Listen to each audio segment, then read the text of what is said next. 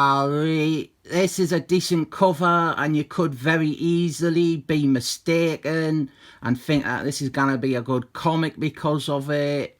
This is Defenders 133, the new Defenders, and this is the second or the third or the fourth issue in the Peter Gilbert run.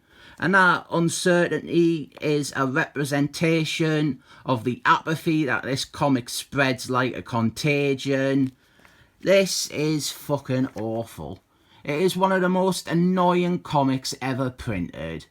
In fact, I challenge you to read this pile of shit and not get annoyed.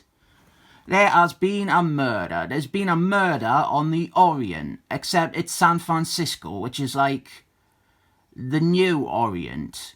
We all call it that, didn't we? So there's a murder, and we start off fine with our team, the new Defenders. We have got Wingman and his bird, and Snowman, and a beautiful board lady, Moon Garden, and Etrigan the Demon, and Velcro, and their housekeeper, and then Cloud Girl. And you won't be annoyed yet, because this is fine. And you might even be turned on a little, because the beautiful board lady Moon Garden is in this scene. But then we hit the worst thing ever. We are introduced to a quirky detective duo from San Francisco. They are called Cutlass and Typhoon. They are like wacky characters who think they are still living in the 30s, and the story, it's really all about them. The Defenders are barely involved. In fact, the way the two cross paths is that they just happen to be looking out the window and they see Cutlass hanging on a taxi and they decide to follow it. An issue like this, it lives or dies on these characters, Cutlass and Typhoon.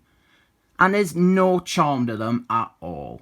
They are insanely annoying, and they are so obviously being pushed at the expense of the actual superheroes in the book. You know, the characters people buy this for. The Defenders, they team up with them to help them solve that murder from the start.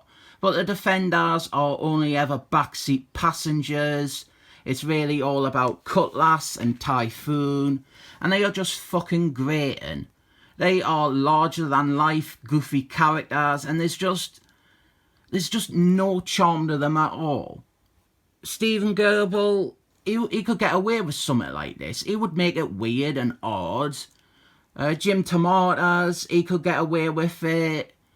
Anthony Davis, he could get away with this, but Peter Gilbert, he cannot. Like, this is fucking painful to read. And it is a testament to how annoying Cutlass and Typhoon are. Also, Typhoon, she is a woman if you missed that. Gee, golly whiz, this dame's got chutzpah. I honestly fucking hate this, it is unreadable. They are really two of the most annoying characters in the Marvel universe.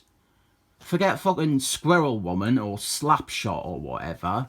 Cutlass and Typhoon are the worst thing ever. They are worse than America Chavez and Captain Marbles, the shit one, Brie Larson's. They are really insufferable. And the murder mystery isn't exciting or clever. It's barely even a mystery. It's just a plot for Cutlass and Typhoon to be intolerable through. And I'm not exaggerating, the Defenders are really dealing out for this story.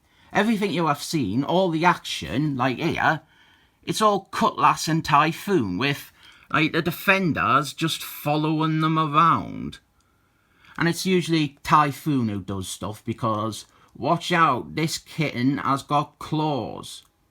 Honestly, fucking cannot stand this. Cutlass and Typhoon are really my most hated comic book characters ever. They are terrible. If I was writing a comic, I would bring them back just to horribly kill them off. That is the extent of my hatred. And you know that I hate writers doing that sort of stuff, but that is the level of hatred I have for these kooky pieces of shit.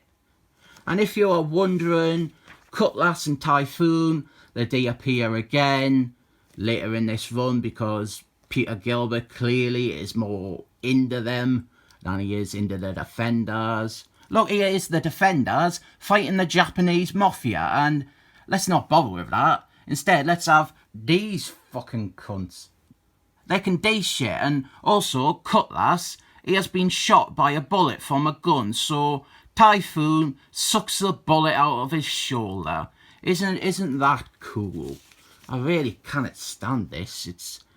It's overwhelmingly unbearable. Enduring this is not pleasant. These are the worst characters ever in a run that also gives us Blowtorch Brand, the worst supervillain ever. This is a fucking garbage run by a pro-rape, misogynistic homophobe who kills any book that he is put on. If Cutlass and Typhoon are what he really wants to write, you can go and fucking pitch it to a company and watch how fast the prospect burns out. They are awful, and so is Peter Gilbert, so I rate this 7 thumbs up.